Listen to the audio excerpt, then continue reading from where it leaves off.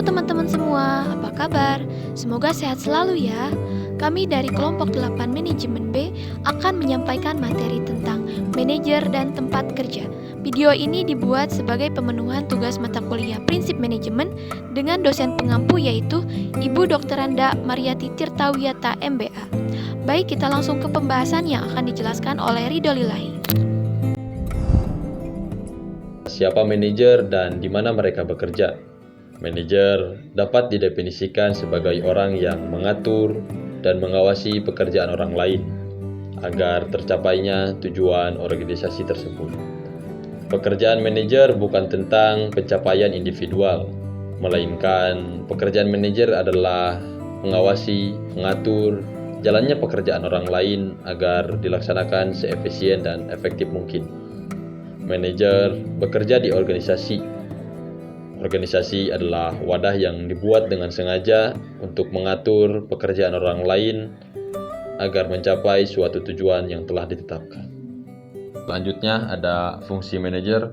Fungsi manajer meliputi 4 pokok hal, yaitu planning, organizing, leading, and controlling. Planning adalah tahapan awal yang harus dilakukan oleh semua manajer. Manajer harus mampu menetapkan tujuan, menetapkan strategi untuk mencapai tujuan tersebut.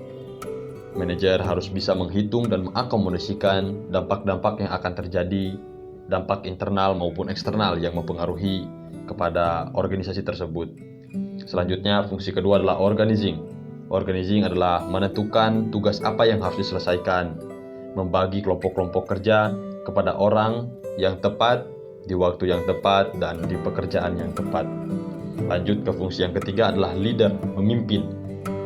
Manajer harus mampu menyelesaikan konflik-konflik yang terjadi di dalam organisasi. Manajer harus bisa memotivasi karyawannya agar bekerja secara efisien dan seefektif mungkin. Fungsi yang terakhir adalah controlling, yaitu mengontrol jalannya pekerjaan atau mengontrol tujuan apakah sudah tercapai ataupun belum. Peran manajerial Mintzberg dan model pengelolaan kontemporer. Henry Mintzberg mengemukakan bahwa peran manajerial dikelompokkan menjadi 3 peran besar, yaitu interpersonal, transfer informasi, dan pengambilan keputusan. Interpersonal hubungan melibatkan orang dan tugas seremonial simbolik lainnya. 3 peran interpersonal termasuk figurehead, pemimpin, dan penghubung. Peran yang kedua adalah informasi, melibatkan pengumpulan, penerimaan, dan penyebaran informasi. Ketiga peran informasi tersebut meliputi pengawas, penyebar, dan juru bicara. Peran terakhir adalah pengambilan keputusan. Pengambilan keputusan memerlukan ketelitian atau pilihan yang mencakup wirausahawan, pengalokasian sumber daya, dan negosiator. Selanjutnya ada manajemen skill. Manajemen skill meliputi 3 keterampilan, yakni keterampilan teknis, keterampilan interpersonal, dan keterampilan konseptual. Keterampilan teknis adalah pengetahuan dan teknis khusus pekerjaan yang diperlukan untuk melakukan tugas kerja. Keterampilan interpersonal yaitu keterampilan yang melibatkan kemampuan untuk bekerja, baik secara individu maupun dalam kelompok.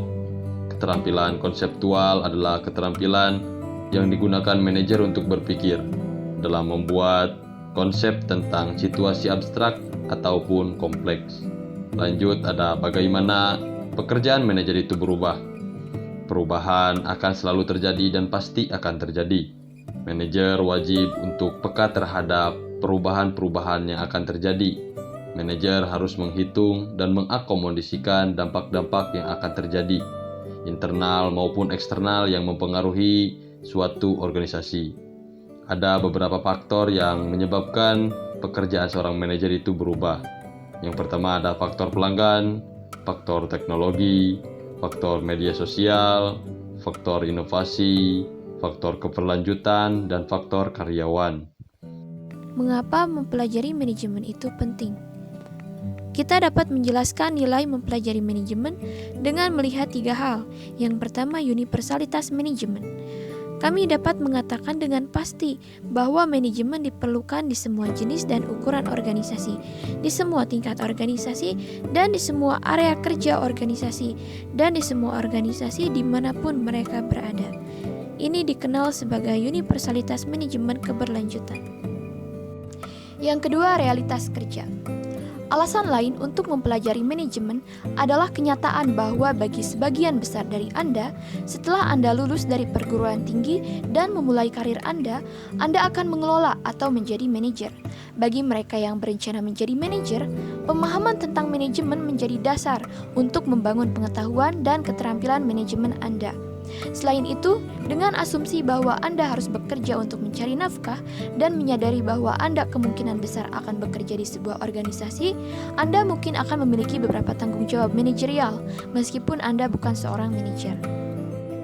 Yang terakhir yaitu tantangan dan penghargaan seorang manajer.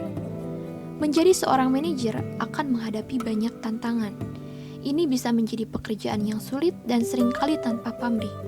Selain itu, sebagian dari pekerjaan manajer mungkin memerlukan tugas yang seringkali lebih bersifat klerikal daripada manajerial. Manajer juga mengeluarkan biaya yang signifikan jumlah waktu dalam rapat dan menangani interupsi, yang bisa jadi memakan waktu dan terkadang tidak produktif. Manajer seringkali harus berurusan dengan berbagai kepribadian dan harus puas dengan sumber daya yang terbatas. Ini dapat menjadi tantangan untuk memotivasi pekerja dalam menghadapi ketidakpastian dan kekacauan. Dan manajer mungkin merasa sulit untuk berhasil memadukan pengetahuan, keterampilan, ambisi, dan pengalaman dari kelompok kerja yang beragam. Terakhir, sebagai manajer, Anda tidak memiliki kendali penuh atas takdir Anda. Keberhasilan Anda biasanya tergantung pada kinerja orang lain. Terlepas dari tantangan ini, menjadi seorang manajer bisa bermanfaat. Anda bertanggung jawab untuk menciptakan lingkungan kerja di mana anggota organisasi dapat melakukan pekerjaan sebaik mungkin dan membantu organisasi mencapai tujuannya. Selain itu, sebagai manajer, Anda sering memiliki kesempatan untuk berpikir kreatif dan menggunakan imajinasi Anda. Anda akan bertemu dan bekerja dengan berbagai orang, baik di dalam maupun di luar organisasi. Oke teman-teman, pembahasan kali ini dicukupkan sampai di sini ya. Apabila ada kesalahan dan kekurangan mohon dimaafkan. Terima kasih dan sampai jumpa.